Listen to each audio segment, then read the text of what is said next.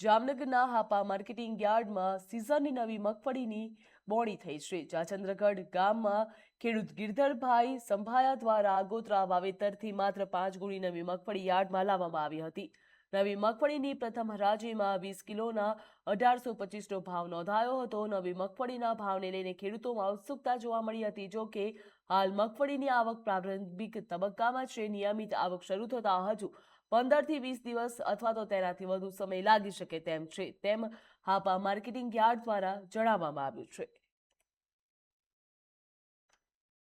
જામનગર ખાતે મગફળીની આવક નોંધાઈ છે। તેમના દ્વારા કહેવામાં આવ્યું છે સમયસર મગફળીની આવકમાં હજુ થોડો સમય લાગી શકે છે, જ્યાં 15 થી 20 દિવસથી વધુનો સમય લાગશે તેવું હાપા માર્કેટિંગ યાર્ડ દ્વારા જણાવવામાં આવ્યું છે।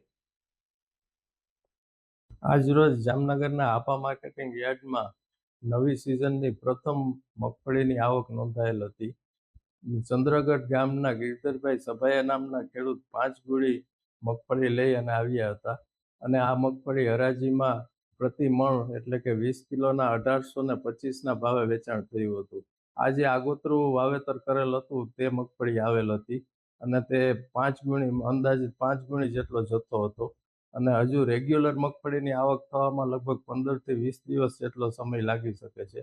આજે ખૂબ આગોતરી મગફળી વાવેલ હતી ખેડૂતે, તેનું ઉત્પાદન થયેલ હતું અને તે મગફળી યાર્ડમાં વેચાણ માટે આવી હતી અને 1 મણના 1825 લખે હરાજીમાં ભાવ થયેલ હતા।